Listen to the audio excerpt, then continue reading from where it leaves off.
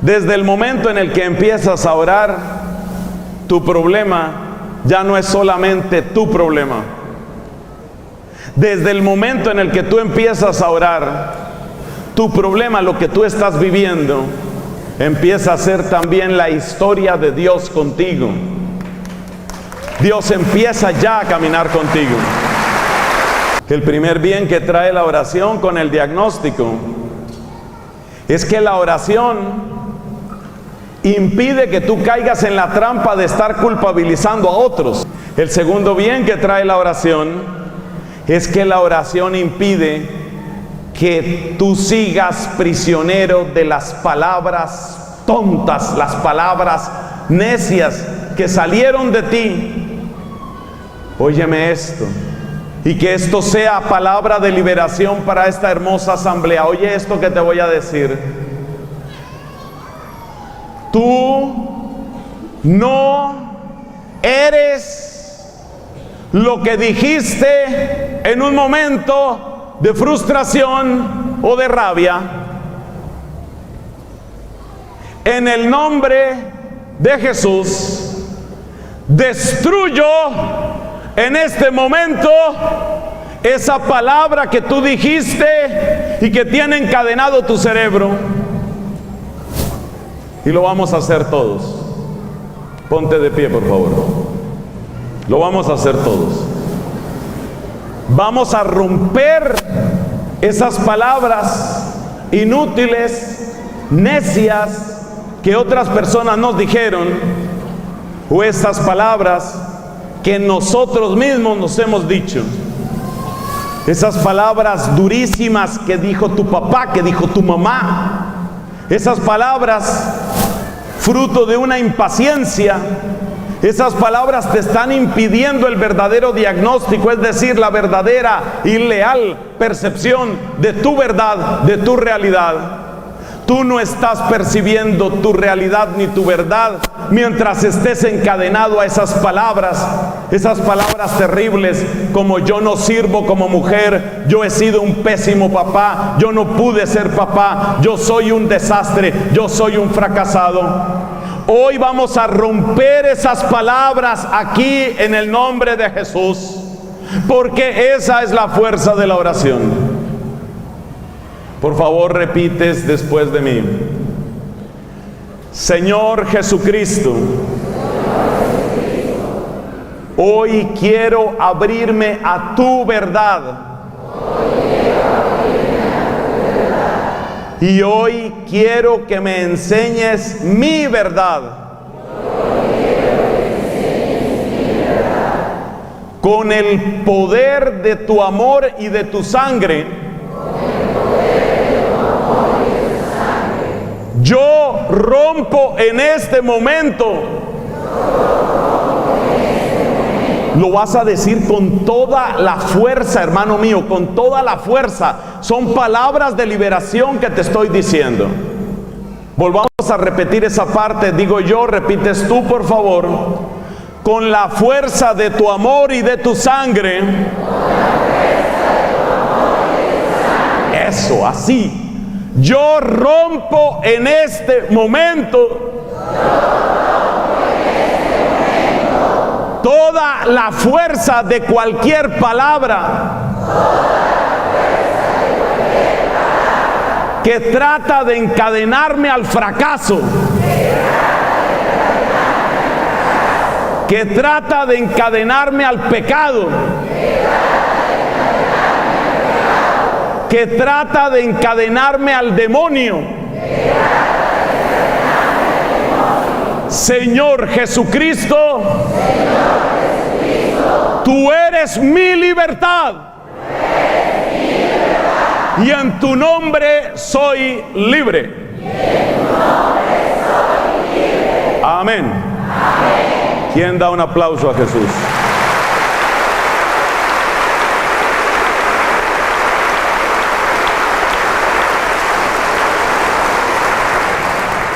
La Biblia nos cuenta la historia de una mujer que estaba siendo atacada por el demonio durante 18 años. Pueden sentarse. Una mujer fue atacada por el demonio durante 18 años. fue liberada por Jesús en una sinagoga. Esta mujer, atacada por el demonio, andaba encorvada todo el tiempo, 18 años. Una combinación extraña en su cerebro y en su cuerpo le impedía erguirse para ver a sus hermanos, le impedía erguirse para elevar su esperanza contemplando el hermoso cielo. Era una persona encadenada. Cristo rompe el falso diagnóstico. El falso diagnóstico es que tú eres desastre, que tú eres fracaso, que tú eres pecado, que tú no vas a poder, que tú ya te quedaste así. Cristo rompe el falso diagnóstico y Cristo te da nueva libertad. De esa manera la oración te hace libre.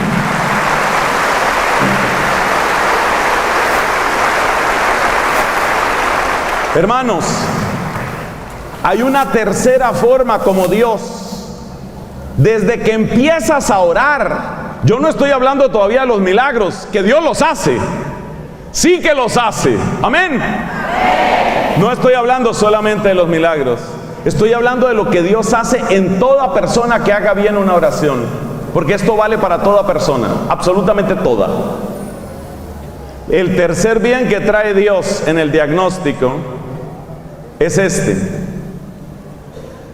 Cuando una persona está preocupada por un problema, lo que más le afecta no es el peso que tenga ese problema, sino el peso que tú le das a ese problema.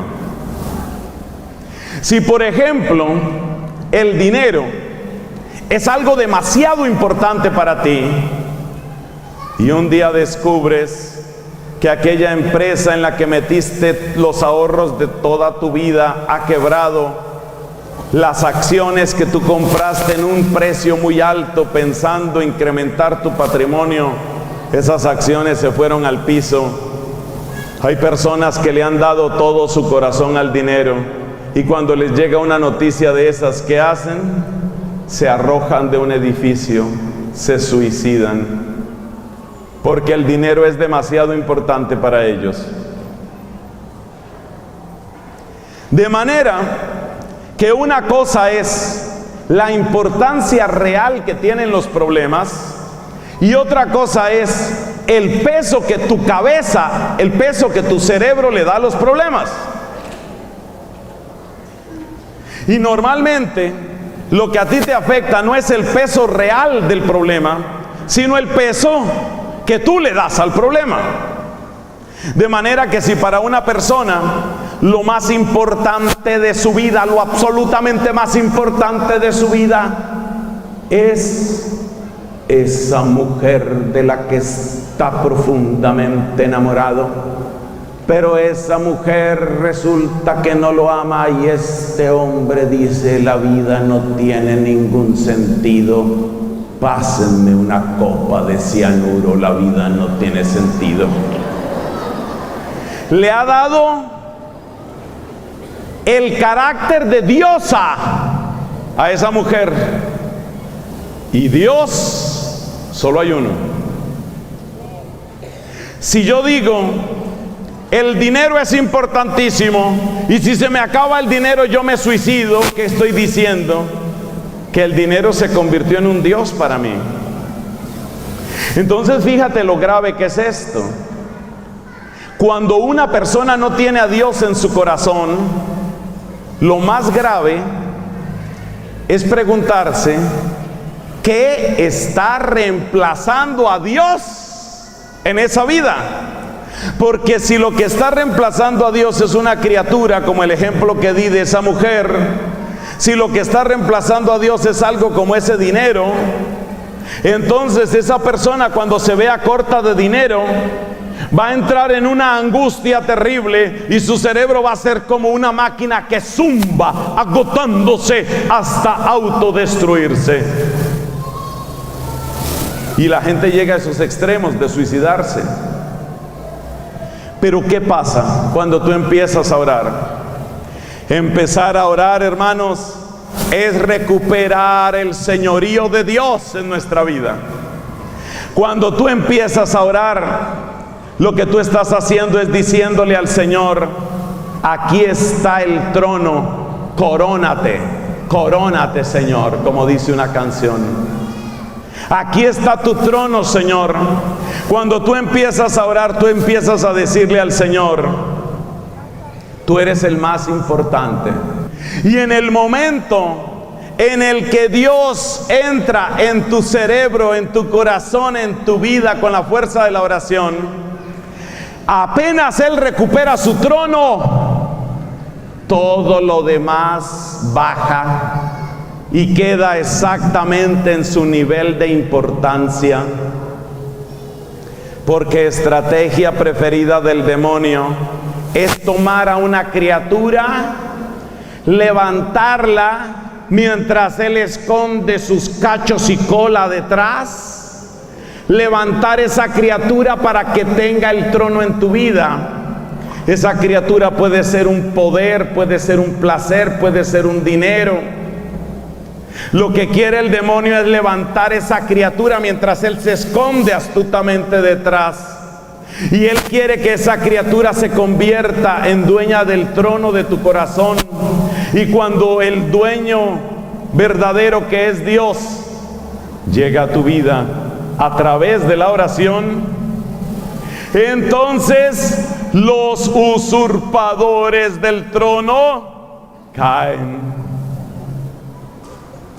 Y cuando caen los usurpadores del trono, lo que antes parecía terrible, espantoso, enloquecedor, horroroso, no sé qué voy a hacer. Lo que antes te mantenía paralizado de miedo, ya no tiene ese poder. Por eso, según cuenta el libro del profeta Daniel, este mismo hombre de ese nombre, Daniel, fue arrojado al foso de los leones. Y Daniel baja al foso de los leones y en medio de esas espantosas fieras permanece en oración y permanece sin miedo. Porque él tiene un Dios vivo en su corazón. El que tiene un Dios vivo en su corazón sabe que el Dios vivo siempre vencerá a los dioses muertos, siempre vencerá a los ídolos.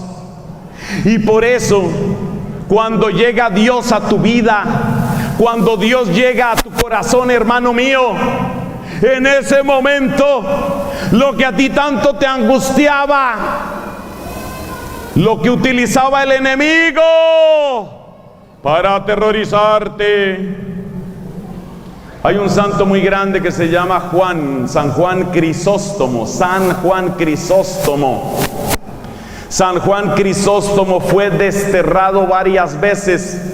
Le quitaron su sede de obispo y lo llevaron lejos fuera de la civilización a que se muriera de hambre y de necesidad.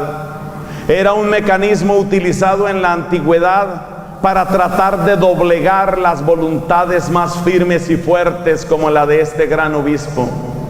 Y cuando fueron a amenazarlo, aquellos que eran como esbirros del demonio, cuando fueron a amenazarlo y a decirle: pues te vamos a desterrar.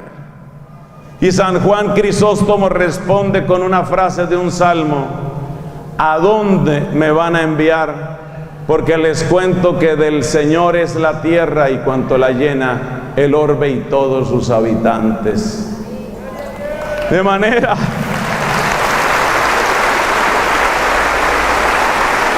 el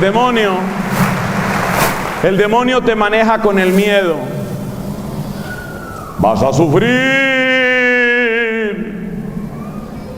vas a quedarte sola, nadie te va a querer, vas a estar sola, sola, sola, sola hasta la muerte. No, no puede ser. Cuando llega la luz de Dios, todo lo que te asustaba cae. Dice el Salmo, se levanta Dios y se dispersan sus enemigos, huyen de su presencia los que lo odian. Y dice el Salmo segundo,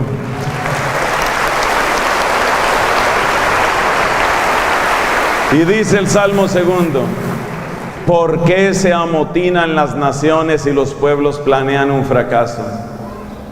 Se amotinan las naciones contra el Señor y contra su Mesías. El que habita en el cielo sonríe, el Señor se burla de ellos, luego les habla con ira, los espanta con su cólera. Yo mismo he establecido a mi rey en Sión, mi monte santo. Entonces, cuando tú empiezas a orar, Dios recupera su trono, y cuando Dios recupera su trono, tu vida recupera su orden. ¿Quiere decir eso que a uno no le duelen las cosas? Claro que a uno le duelen. A uno le duele estar enfermo, a uno le duele carecer de dinero, a uno le duele que lo traicione un amigo. Si una persona tenía una gran ilusión de amor con alguien y eso no se logra, eso duele. Por supuesto que va a doler. Pero ese dolor no va a tener poder sobre ti, porque donde Dios tiene poder ya no puede tener poder el miedo.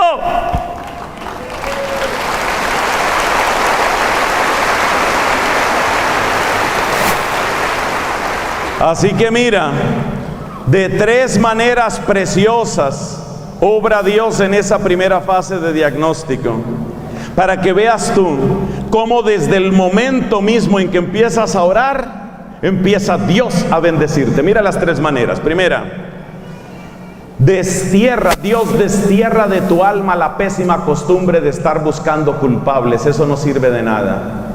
Segundo, Dios saca de tu vida el poder que tuvieron las palabras con las que tú mismo te encadenaste o con los que otros quisieron encadenarte. Palabras como: soy un fracaso, no sirvo como hombre, no serví como esposo, nunca he logrado nada, a mí todo me sale mal. Cristo rompe el poder de esas palabras. Eso es lo segundo. Y tercero, los miedos que tú tienes por haberle dado el trono de tu corazón a otras cosas distintas de Dios, esos miedos se agrietan y se van al piso cuando Dios recupera su trono. Porque no se te olvide, cuando Dios recupera su trono, tú recuperas orden en tu vida. No es que no te preocupen las cosas, no es que no te preocupen. Claro que te preocupan, por supuesto, pero ya no tienen poder sobre ti. No van a frenar ni tu sonrisa, no van a dañar tu sueño, no te van a bajar las defensas, te vas a enfermar menos, vas a tener mejor digestión, vas a dormir más profundo, vas a ser una persona mejor en tu cuerpo y en tu alma, porque el diagnóstico ha mejorado. De esa manera te ayuda Dios, y por eso yo te invito a que desde hoy te resuelvas a orar, porque la oración trae esos bienes. Después de que uno tiene un diagnóstico, ¿qué es lo siguiente que uno hace? Uno tiene una propuesta. Es decir, uno intenta algo, uno quiere intentar algo. Pero ahí también solemos equivocarnos los seres humanos. ¿Por qué? Porque la mayor parte de nosotros, al hacer nuestras propuestas, estamos pensando simplemente en nuestra propia conveniencia. Y cuando tú estás buscando únicamente tu conveniencia y tu esposa está buscando únicamente su conveniencia, jamás se van a entender. Cuando tú lo único que quieres es que tu hijo te deje la vida en paz, y cuando tu hijo lo único que quiere es que tú le des todo el dinero y los permisos que él quiere, ahí nunca se van a entender. Cuando cada uno está jalando la cobija para su propio lado, ahí no podrá haber entendimiento, ahí no habrá paz duradera. Esa no puede ser la solución. De manera que la mayor parte de nuestras propuestas están marcadas por el egoísmo, o también están marcadas por el desquite, por el pagar con la misma moneda, por el decir: yo no me quedo con esta, yo con esto no me quedo, yo tengo que hacerle sentir, yo tengo que desquitarme. Y cuando tú estás en tónica de desquite, estás gastando lo mejor de tu inteligencia, de tu afecto y de tus fuerzas en un proyecto destructor, en un proyecto de veneno. Y el primer corazón que está experimentando ese veneno es tu corazón. Así que nuestras propuestas suelen fallar especialmente por esos dos motivos. Porque somos terriblemente egoístas todos y porque la mayor parte de las personas que están heridas precisamente en consonancia con la búsqueda de culpables, ahora buscan la manera de desquitarse, buscan la manera de contraatacar. Hermanos míos, es una hermosura lo que Dios hace cuando empezamos a orar. Esa oración perfecta que nos enseñó Jesucristo inmediatamente nos saca, nos libera de ese egoísmo. Porque lo primero que nosotros pedimos en el Padre Nuestro es que la gloria sea para Él. Santificado sea tu nombre, decimos. Y luego decimos, venga a nosotros tu reino. Y en la medida en que mi mente empieza a dirigirse hacia el reinado de Dios, en la medida en que mi corazón empieza a buscar en serio el reinado de Dios, en esa misma medida, de esa misma forma, mi corazón queda libre de las dos grandes plagas que afectan mis propuestas. Las dos grandes plagas de las propuestas son que son muy egoístas y que muchas veces buscan el desquite.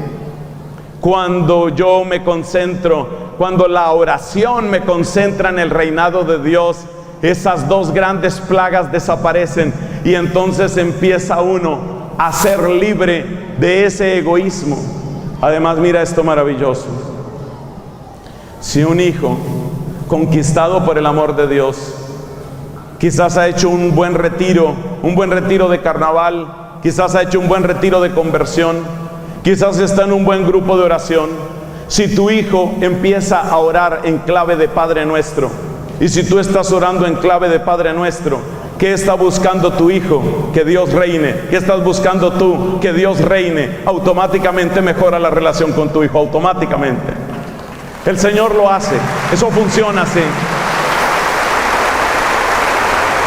La oración te bendice desde el primer momento. Desde el primer momento te bendice la oración. Ya tus propuestas mejoran, ya tus propuestas cambian. El modelo siempre será el Padre Nuestro. Es que no tenemos una oración más perfecta. Es la oración que brotó en el corazón de Jesús. Ahora mira, después viene el plan, ¿no? Dijimos diagnóstico, propuesta, plan. ¿El plan qué es? El plan es lo que tú crees que habría que hacer, las acciones que habría que tomar. Pero ¿qué nos dice la Escritura por medio del profeta Isaías? Así como dista el oriente del ocaso, así como dista el cielo sobre la tierra, mis planes son superiores, están por encima de sus planes. Las cosas que tú te imaginas corresponden a las luces que tú tienes, pero las cosas que Dios planea corresponden a la luz perfecta, infinita, inagotable que Él tiene. Y esas cosas maravillosas, esas cosas que según la carta a los Efesios superan lo que nosotros podemos imaginar, pensar o desear, esas son las cosas que van a empezar a suceder si tú empiezas a orar. Esas son las cosas que van a suceder.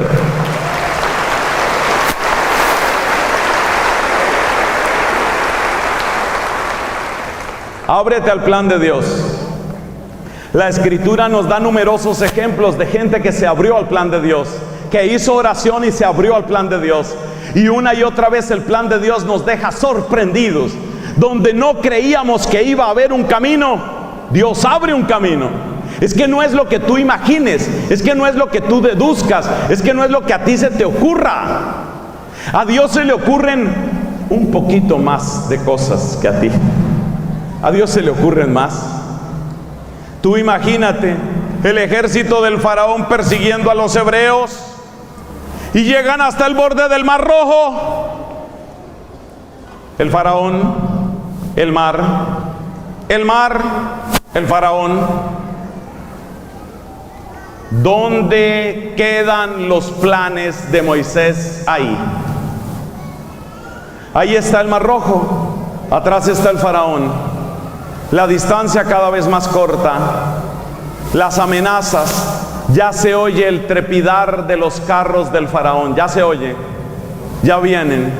Este parece ser el final, pero Dios tiene otro plan. Escucha esto por favor y grábalo bien en tu mente. Dios siempre tiene otro plan, el que tú no te has imaginado. No limites a Dios con el tamaño de tu cabeza. La cabecita tuya, por más genio que te creas, la cabecita tuya es muy chiquita para todo lo que Dios sabe imaginar, diseñar, pensar. Y lo que tú tienes que decirle al Señor es: Señor, como de costumbre, lúcete. Lúcete. Eso es lo que le tienes que decir. Lúcete.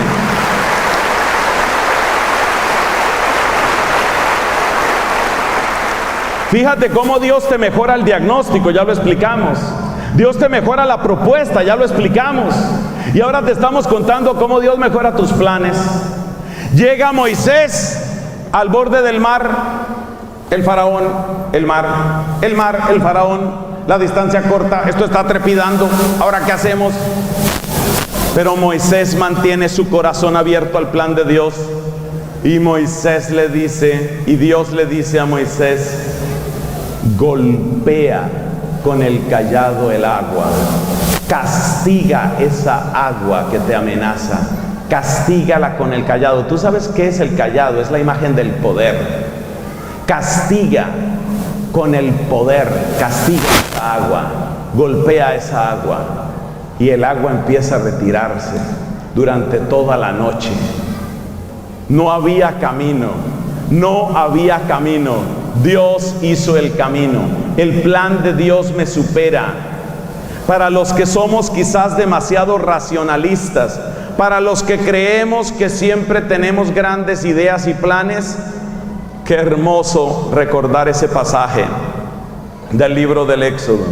Y qué hermoso decirle al Señor: tú siempre tienes un plan mejor que el mío. Tú sabrás qué es lo que se va a hacer. Exactamente lo mismo encontramos en el Evangelio, mis hermanos, exactamente lo mismo. ¿Recuerdas el capítulo 11 del Evangelio según San Juan? Es el pasaje de Lázaro. Y dice Jesús: vamos a la tumba. Y Marta, la hermana de Lázaro, lo detiene y dice: aquí no hay nada que hacer en la tumba. Ya hiede, ya tiene mal olor. Ya se está pudriendo este cadáver, ya no hay nada que hacer. Es como cuando Moisés estaba entre el agua y el faraón. Aquí no hay nada que hacer, ya se está pudriendo el cadáver. Y Jesús, ¿qué dice? ¿Crees tú, te imaginas tú que no hay nada que hacer? Aquí hay mucho que hacer. Corran la piedra. ¿Qué dice, Señor? ¿Pero qué vamos a correr la piedra? Ya sentía vergüenza. Esta Marta ya sentía vergüenza porque sentía: se va a correr la piedra y va a salir todo ese olor a cadáver, olor horrible, repugnante. Cállate, yo sé lo que hago. No te he dicho que si tienes fe verás el reino de Dios. Corran la piedra, lo que han de hacer. Y corrieron la piedra. Y Jesús grita con voz poderosa, la voz del mismo que hizo el universo. Eso se llama poder. La voz del que hizo el universo grita: Lázaro, sal fuera. Lo que parecía imposible sucede. El muerto se levanta y aparece a la puerta de la tumba, mis hermanos. Esa es la victoria de Jesucristo. Por favor, no limites a Dios con tu imaginación. No limites a Dios con tu pensamiento, no limites. La última fase es la acción. A veces uno dice: bueno, ya tengo el plan perfecto, ahora hay que llevarlo a la práctica. Eso se parece a cuando una persona está tratando de dejar el cigarrillo. Un chistoso decía: dejar el cigarrillo es muy fácil, yo ya lo he dejado 74 veces. El problema muchas veces es ese, pasar a la acción. El problema es que uno sabe que tendría que darle más tiempo a los hijos, pero no se lo da. El problema es que uno sabe que tendría que orar más a menudo, pero no lo hace. El problema es que uno sabe que tendría que escuchar más y hablar menos, pero no lo cumple. Es decir, pasar a la acción nos cuesta trabajo a todos. Pero ¿qué es lo que nos dice la Escritura? Dios es el que da, Dios es el que da el querer y el obrar. A medida que te llenas con la fuerza del Espíritu Santo, tú vas sintiendo que la disciplina que nunca tuviste después de proponértelo 74 veces, vas sintiendo que el vicio que ya no podías vencer después de intentarlo 74 veces, después, cuando tú entras a hacer oración, empiezas a descubrir que ese pensamiento lujurioso que estaba dueño de tu cabeza y que tú tratabas de arrojar y lo habías intentado 74 veces y nunca salía de tu cabeza, el Espíritu Santo sí puede hacerlo. Ese es el poder de la oración. El poder de la oración obra en ti. El Señor obra en ti. De hecho, abrirse al Espíritu Santo es dejarle las manos libres a Dios para que obre del tamaño y de la forma que Él quiere. Resumamos, hermanos.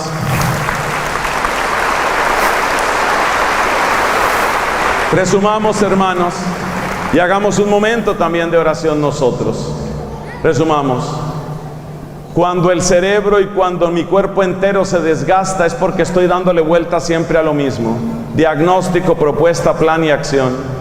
Pero cuando yo empiezo a orar en cada una de las fases, en cada una de esas 4 fases, Dios entra y empieza a enseñarme un diagnóstico diferente, sin estar buscando culpables, sin dejarme encadenar por palabras de ruina, sin permitir que ningún ídolo ocupe el trono de Jesús.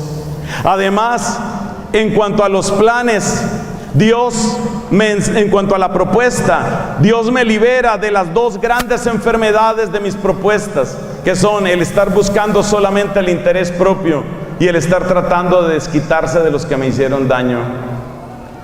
Con respecto a los planes, me enseña la Escritura que la fuerza de Dios me eleva por encima de lo que yo imaginaba, de tal manera que la fuerza de Dios hace, como dice Efesios 3, que mucho más de lo que yo podía pensar o desear, Dios concede, porque sus planes son infinitamente mejores que los míos.